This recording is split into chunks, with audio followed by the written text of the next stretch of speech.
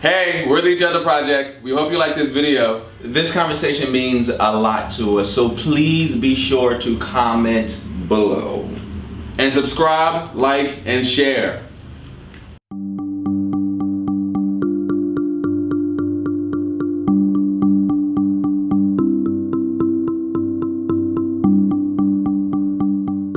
Hello and welcome to Exploring Black, Queer, and Trans Lives Matter.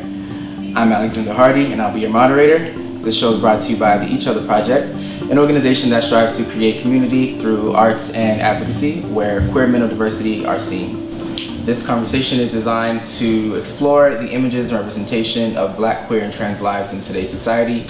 The discussion we're about to have is not an indictment of the Black Lives Matter movement. We just want to contribute to the conversation and consider things through our perspective.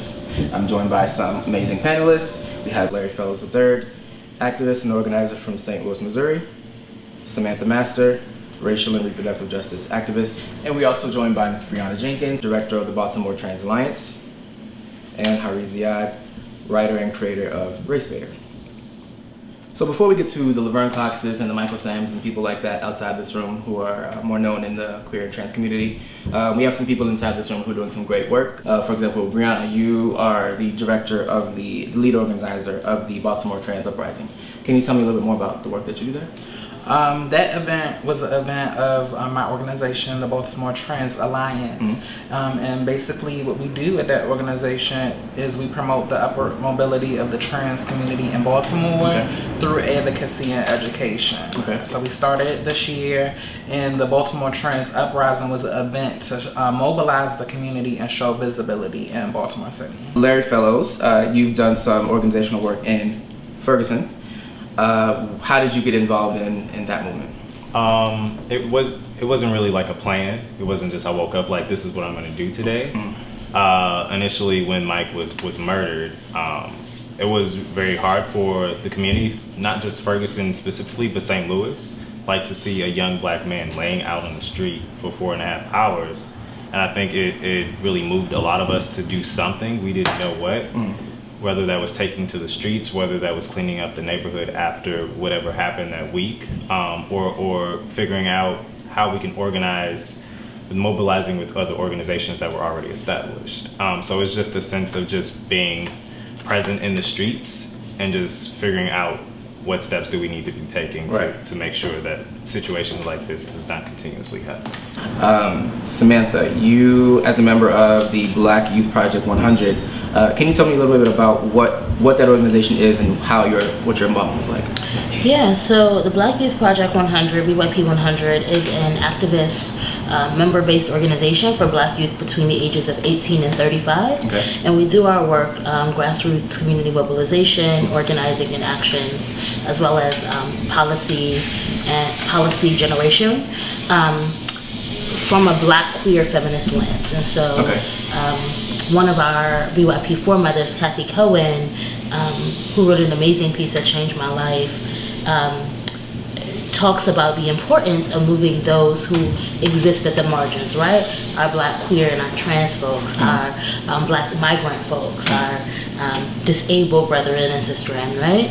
Moving them from the margins of our organizing and analysis to the center, right? Because we know that when those are on the who are on the margins are free, we all get free. Yes. And if you see the dope Unapologetically Black shirts, those are us too. So you can go get a shirt. I've seen those. Be unapologetically Black, support us, so we appreciate it. Awesome. And moving on to Mr. Ziyad. You manage and run a space for people of color to promote and discuss our issues and to promote intersectional anti-racism with Race Baiter. Yes. So where did that come from? How did that idea come about? Well, I think the impetus to create this space and do a lot of the other work that I'm trying to do was just looking around and seeing that a lot of times when we're talking and reiterating this idea that Black Lives Matter, we're speaking to white people and we're trying to convince them something that we already know. Right. And I wanted to do more self-reflexive work. So I don't think it's our responsibility to dismantle a system that we haven't created, but I do think it's our responsibility to figure out what we're going to replace it with. And a lot of that is, like Sam said, figuring out how to create spaces for people on the margins. So that's our queer and trans family. And so I want to continue having those conversations, but it's not just conversations, it's a lot of work, but intercommunally. And so that's not to take a burden away from the work that I think that white people have to do, but it is also to, I think, do something that is more effective for us.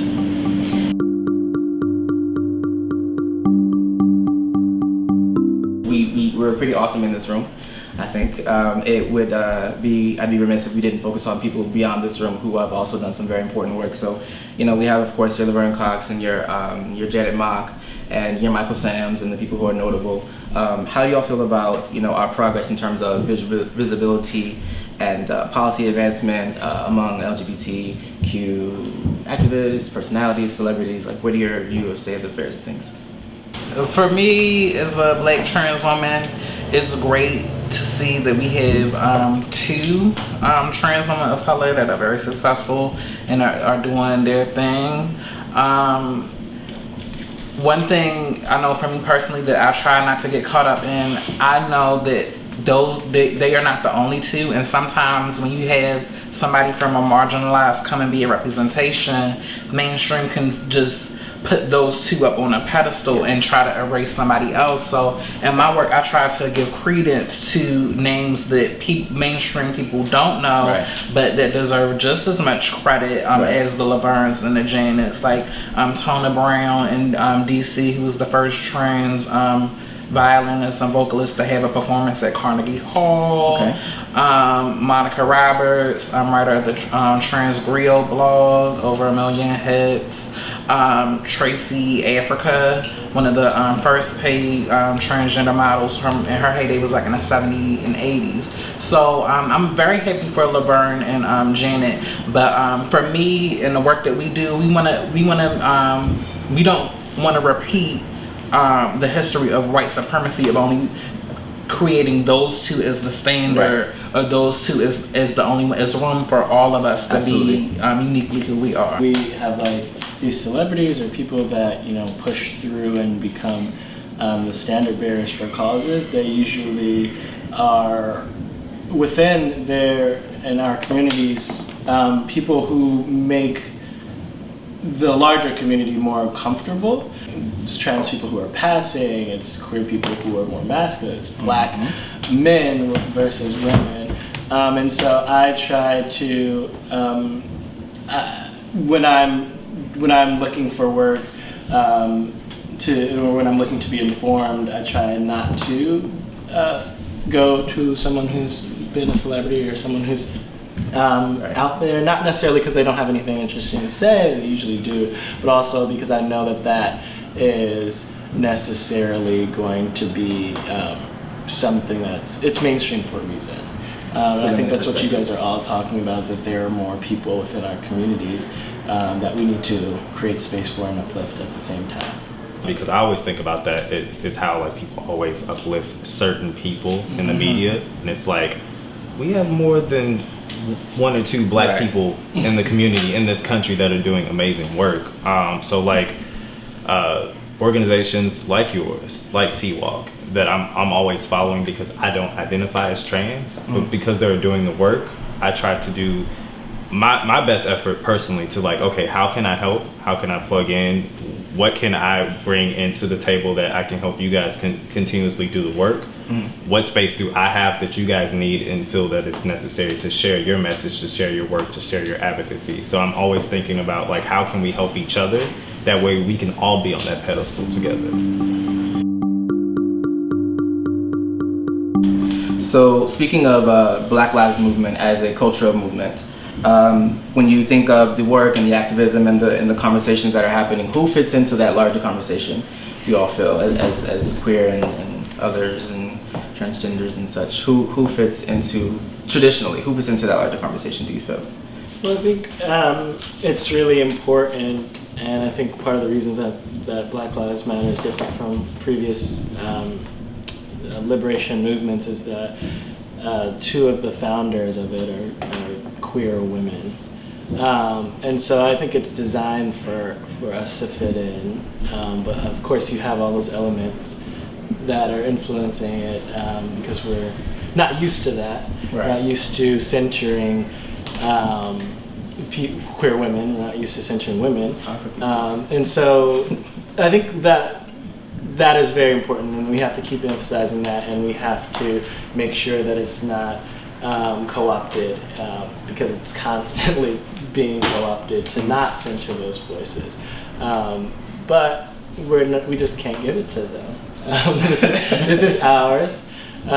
This is a women's movement, a queer movement, and we have to make sure that stays that way. Yeah, so I completely agree, and I also think so. I think of Black Lives Matter as both in kind of organizational framework and a movement towards Absolutely. Black liberation, right? And so I think that very early on, there was a decision made, probably not without a lot of tension, not just within Black Lives Matter, but kind of across young Black radical organizing, that queer folks, especially at that time, would not be left out of the conversation, and then like trans folks started sharpening our analysis as what commonly happens, right? Those who are not at the table say like, no, you were going to make make a space, and actually you're going to give us the table because that's how privilege works, right? So I think that conceptually, when I think of what this iteration of Black liberation movement looks like, I think of it as inclusive of Black immigrants, largely because Opal Ayo of Black Lives Matter comes from a family of Black immigrants, and it does work with the Black Immigration Network and the Black Alliance for Just Immigration. I think of queer and trans folks, but I don't think it is conceptual of this, like the varying abilities that Black folks have. So I don't think disabled folks are at the table, right? And so and I say that to say that there was a lot of tension around Sandra Bland and whether or not she did or did not commit suicide, right? Not necessarily focusing on the fact that either way the state is implicated, but the fact that not providing space for differently abled, as far as like physical ability or mental ability, limited our capacity to see how being in that situation could move someone to suicide. And I'm not of a belief that she did or did not, but people weren't even able to operate within that framework, and I thought it really showed a limitation on how we were able to see ability as a part of inclusive of Black experiences. I agree.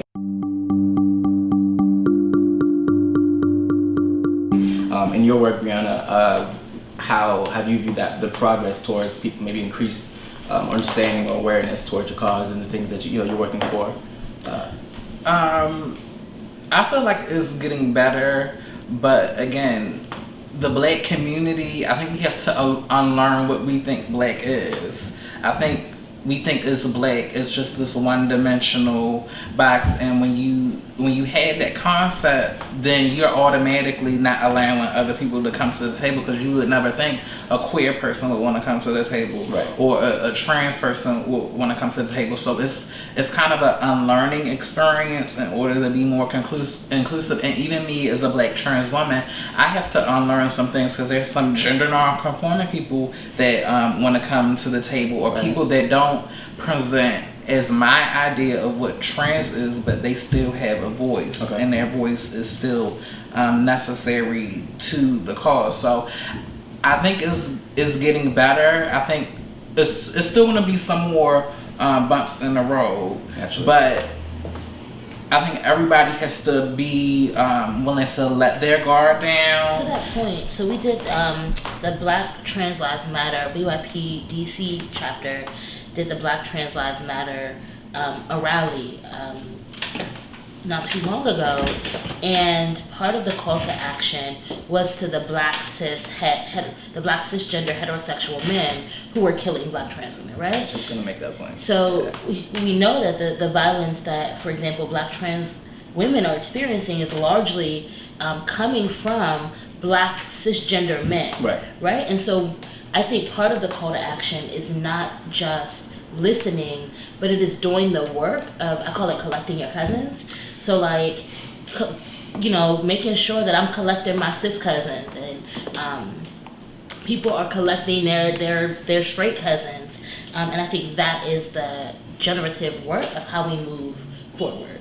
I think it's important to know why we're doing something. So, for instance, if we're centering the queer and immigrant women who started this movement, why are we doing that? That doesn't mean that it ends with that. It means that we're doing that because we're recognizing that there are marginalized voices within marginalized communities.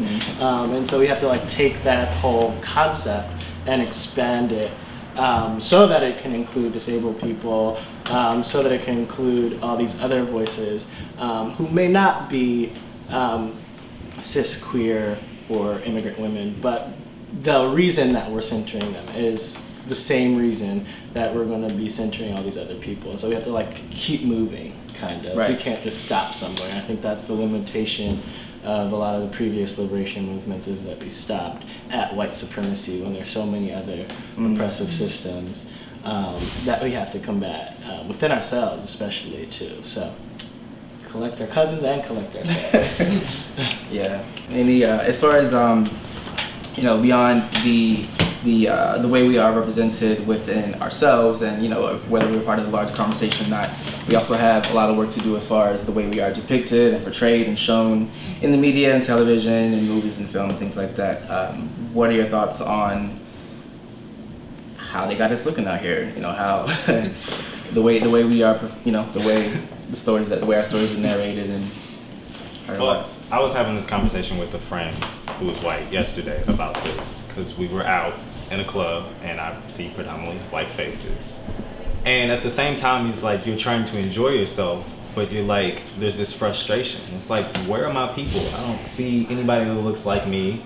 I see people that are listening to our music and taking in our culture and doing our dances, but I don't see anybody that looks like me. Right. And it's always frustrating. It's the same thing with media. It's the same thing with newspaper, with articles. It's even like, there was an article about a trans woman who was very pivotal to what happened in Katrina 10 years later. And it was difficult to find an article where they actually identified her correctly. And I was just like, this is frustrating. And I'm not trans. And I was just like, I was angry. Right. So I can't even imagine like how a trans woman reading this, or even decide to not read it just because of how offensive it was and identifying who she is. Right. So it's just like having the knowledge and having to always have to push back and be like, no, this is how we identify. This is what we look like. We are multidimensional. Like she said, we are not, all black is not one thing. We're queer, we're trans. It's just the spectrum is very wide, and a lot of times in media, we're not seen that way. Right. We're seen as one depiction. We're always the sidekick. We're always the best friend. The hairdresser, the stylist, like the good cousin, the one that's always loud, or whatever that may be. Like, we're never, a lot of times we're not the main character. A lot of times the show is not centered around our life. So it's very difficult and it's very frustrating. The thing that's bringing this to a head for me is I can't think of the man's name. Flanagan, the shooter in Vester Lee Flanagan. Vester Lee Flanagan, who was a black gay man who shot two white anchor people, or anchor woman and a cameraman and a Chamber of Commerce person. And as I've been sifting through all of the media around Vester Lee Flanagan, I have really been sitting with this truth about him naming Charleston as his tipping point. And I think I'm always abhorred by violence, and so I am deeply empathetic and sympathetic that these two people died in such violent and visible ways. And I also think about what it means as a black gay man who was working with one of the anchor women who he said that she had made several racist remarks towards him, that it was a culture of white supremacy within this institution, Right. this station, and that there's this constant, seemingly endless onslaught of violence against black bodies by white supremacy in various forms, which includes black on black crime, which we all know is bullshit, right? And so what does it mean then to internalize all of that violence, and how do we psychologically process it? And I've been sitting, when you talk about media representations, about how none of that has been a part of the narrative around this instance of violence, right? It has all been, he was crazy, these are unfounded, but we know how black folks are gaslit, and what does it mean to be a black gay man being gaslit about racialized experiences, and then to have it compounded with hyper-violence, like being visually ingested all the time. So, I mean, I think of like that as a part of how we are not, our stories aren't even told as whole. No, because we rarely hear that. I saw that he had maybe complained about, they kept calling him difficult to work with, and there were talks about him being bullied, maybe in the workplace, and none of that had been brought into the conversation. And we all know that if the color of his skin was different, the number one thing would be about his mental health, his strife, his creating sympathy for him, and we never extended that same humanity. Yeah, and I think that also it goes to show like who controls the narrative. Even when we're talking, like a lot of the pieces that I've read are like, this is not representative of Black Lives Matter, blah blah blah, like dissociating ourselves from this, which is fine. I don't think what he did is, but to your point, I think also the core of the issue is never being addressed. And that is because we don't control the narrative. So I just wrote a piece recently about that, like the black queer rage that he experienced is something that I experience all the time. And it's a legitimate rage. Does it manifest that way, and is that a good way to manifest it?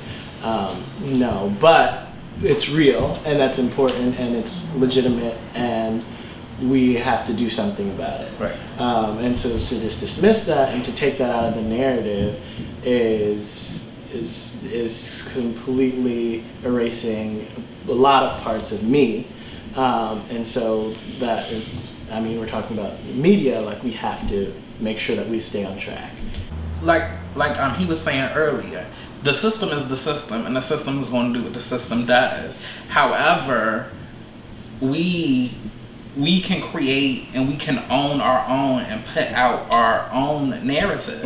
And I think the creation and ownership of our stories, I think that is extremely important, because if we don't do it, then they're going to tell it how they want to tell it. So we talked about exclusion and inclusion and depiction and how we're portrayed in the media and things like that. So I want to move into accountability, both within our communities and between us and our allies and people who are friends of the community. We have a lot of people who we go to when things are in the aftermath of tragedies, and when policies are enacted or needed for their voice, for their perspective, for their advice on things. You have Jesse Williams, you have Al Sharpton, and people like that. So the people those voices, those go-to people, they're so loud and present on other issues. Why the silence on issues when it comes to the murders in our communities and the injustices and the discrimination? What's missing? Why the silence from our allies, from our peers? I wish I had a simple answer for that. I think a lot of times for me, I prefer not. Some of those people don't speak on things if they don't know what they're talking about. That too. And even for me, like if I don't really know the whole situation or elements of a tragedy, I may not be the first to speak. Right. I may want to read up and I want to figure out, okay, what is my place? What should I say? And be mindful of that. So I appreciate that people like take a minute and really like figure out their thoughts, because some people are so quick to just say something. It's like, yeah, I need you to delete that tweet. Right. So I wish I knew the answer, but I think for me it's thinking about things before you speak out on them. Right. I also agree that people should know what they're saying before they speak, but I also think that people should be informing themselves too. So I don't think that that's necessarily an excuse for why they couldn't be speaking out. If you don't know, then you should be learning. But a lot of these people I don't necessarily follow because of that, and so I don't know if that's the issue is them not speaking or that we just need to be listening to other voices. I tend to lean towards the latter, mostly because I have personal control over that, and also I don't know if like we were all saying earlier, that those voices are ever going to be able to represent the complexity of the issues that we Agreed. It is a multi-layered thing. I mean, I do want to push back against, well, not push back against, but like complicate that too, though. I think if we only left queer issues for queer people to speak about, we would never get anywhere, right? So like, I don't give a damn that you're in the closet. You still have a responsibility to talk about the ways that Black, queer, and trans people experience violence, that we experience multiplicities of oppression, right? Like that is your responsibility, because it's not just a Black, queer, and trans issue. It's a statement on Black liberation, and if you say you are invested in justice, then this is a framework you need to be working with, and so I think it's a both and. And going back to what Samantha said, if you have privilege, it's your responsibility to not just walk through that door, but take those marginalized people through that door with you. You just don't walk through the door and close it and act like it doesn't exist, because just because you pretend that it doesn't exist doesn't mean that the problems go away. They just worsen. Right. And really, it's your responsibility not just to help folks walk through the door, but to take down the damn door. Exactly. That is the point of liberation, to take down the door. Exactly. Especially when they're standing right next to it. It's like, go ahead. Yeah. What you need to The do. do not touch button. Exactly. Yeah, so even, opening the door and, like you said, taking it off its hinges and making, using your platform, your voice, your access, your connections to make it easier for us to walk in there and, maybe flip the desk over and really make some shit happen. One of the questions that we do have to ask ourselves is, in our advocacy, in our communication, in our work that we're doing, why, maybe not within our community, in the larger conversation, why don't, you mentioned that there are a lot of layers to, I think, Sam, the barriers between us and the larger, Black community, the cisgender community, the non-LGBTQ communities. Why does one life matter more than the other when it comes to, in the face of these tragedies? Why the reaction, the difference in the outrage, and why the selective outrage, and the I guess loud silence, I would say, from these voices. Kind of trying to unpack that a little bit. What would you say some of the reasons? Is there more religion involved in that? Is there some churchy homophobia going on in there?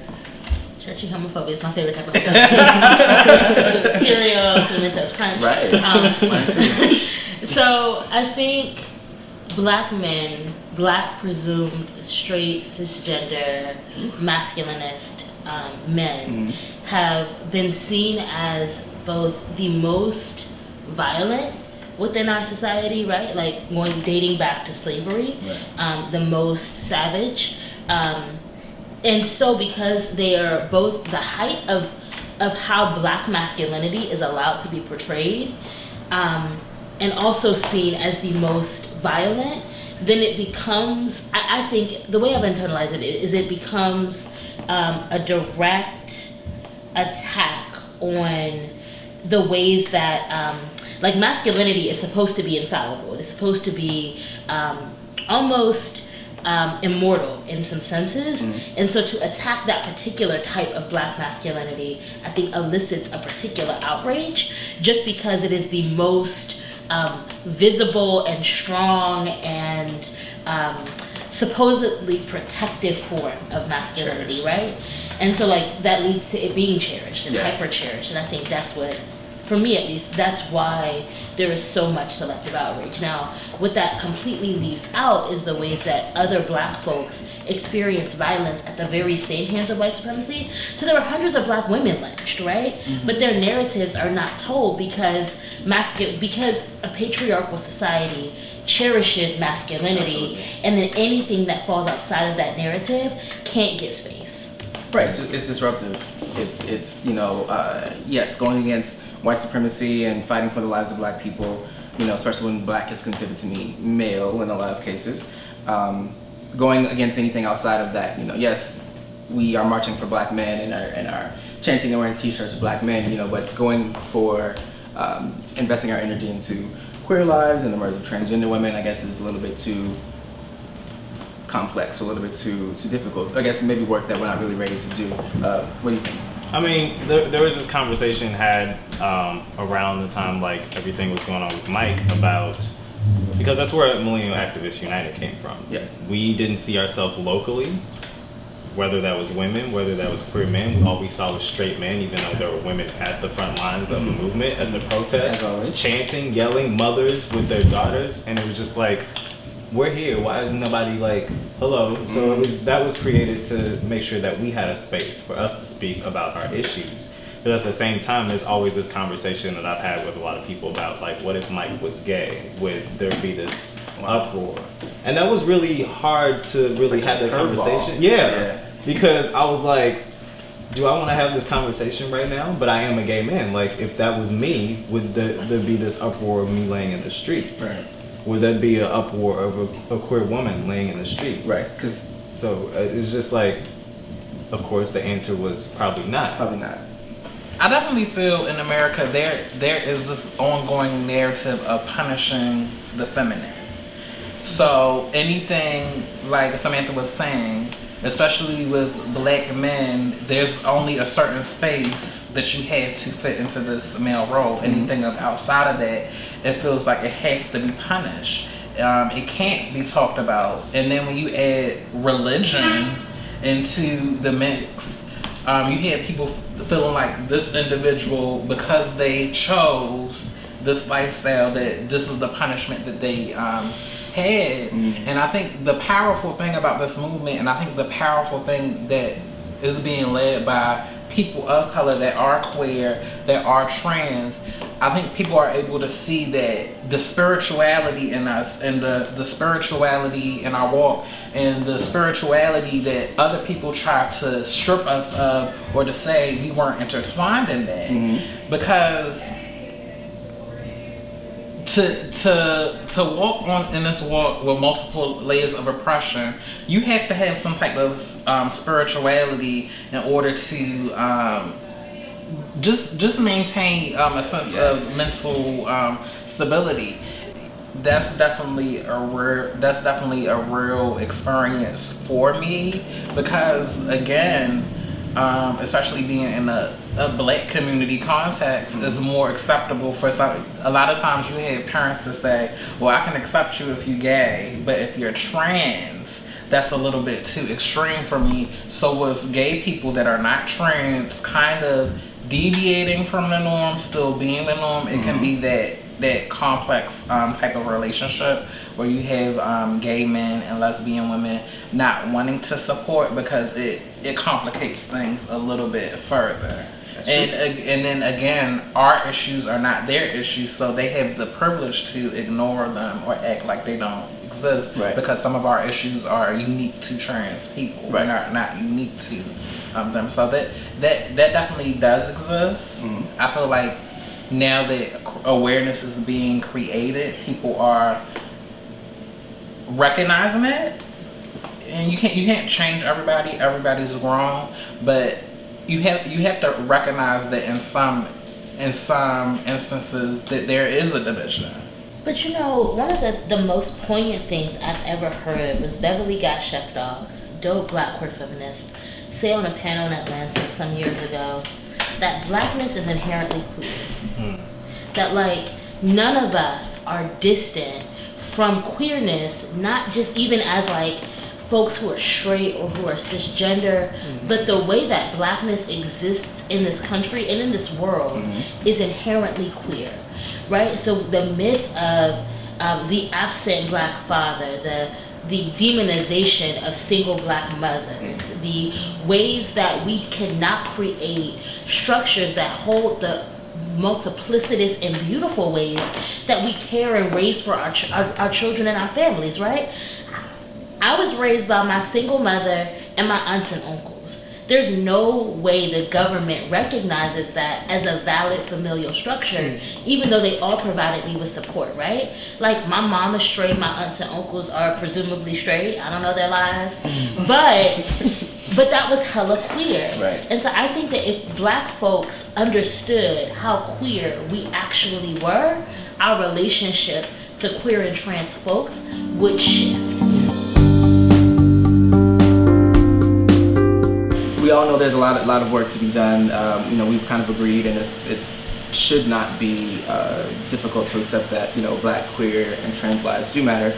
So, the pushback that the Black Lives Matter movement has been having recently is that, yes, healing, feelings, emotions, but what do we do with all of this agreement and goodwill and recognition of humanity and things like that? So what happens next? What do we do now that we know that our life is just as important as the life of anyone else? What do we do? What can we do? How do we move forward? I think part of what Sam was talking about is very necessary now, and part of what I touched on at the beginning is like, stop having conversations trying to convince white people to get us and like to that Black Lives Matter. Like, when I say Black Lives Matter, whatever, Black queer lives matter, Black trans lives matter, I'm not trying to convince anybody. I'm affirming that. And I think this definitely isn't the end all be all, but I think that's an initial step, is just living and not having to explain that, just being, like you were saying, living authentically. And I think that, because I do think that most people are, at least try to be good people, that will prompt the kind of action that needs to happen outside of us to happen. When we stop holding people's hands, then they'll try and come, hopefully. There's a lot of other work that needs to be done, but I think a good first step is to just live. Right. Also, something that can be done actively and intentionally interrupting the patterns of oppression and just whatever you see going on, because a lot of times, because either we're scared to use our voice or we want to be respectable to stuff that's going around, we'll let stuff slide and we won't say nothing. And sometimes the interruption, it doesn't have to be intense or vocal. Sometimes it could be a simple question, but just know that you actively have to work to interrupt the process in order for real change to start. Because sometimes changes might just start with that one little question. What do you think we can do? I'm always thinking about young people, so teenagers, kids, about how important it is for us to tell them that their lives matter when they don't see it or they don't feel it, because especially when we talk about queer and trans, high suicide rates, and it's getting younger where they're killing themselves off, which is disheartening to me, because it's kids killing themselves, and it's like, how can they put their minds around that? But it's like, if we aren't giving them an example of how important they are or how important they should feel growing up as children, being Black in this country, which is already exhausting being an adult, but like continuously showing them or giving them the way to make them feel important and to show how important they are to our lives, even though they may not be my child or they may not be my cousin. Right. But just to show that they're important. I think because they are going to take over once we're done. Once we're done or we're exhausted with this work, they have to take over. Next. Yeah. How do you feel? So I think of this in a couple of different ways. So I think first we have to reconcile, we as the United States must reconcile the ways that our founding and existence has actively impeded the ability for Black people to live with any type of like freedom or justice or equality or equity.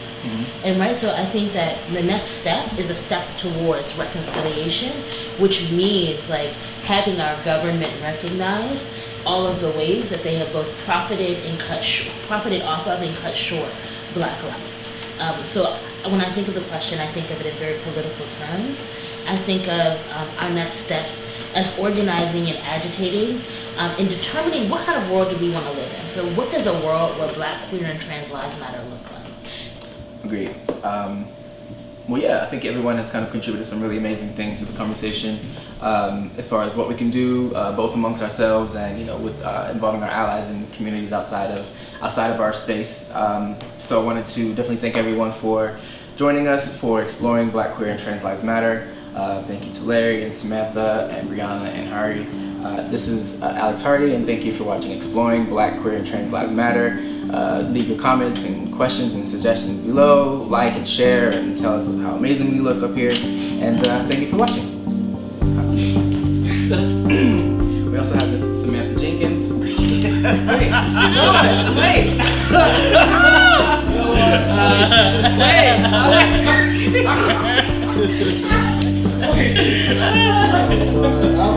Wait, I'm hungry. I'm sorry.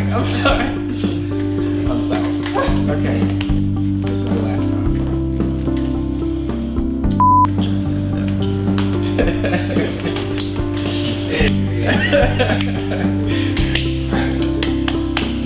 Okay. No, Blake Church, we gotta put that. Okay.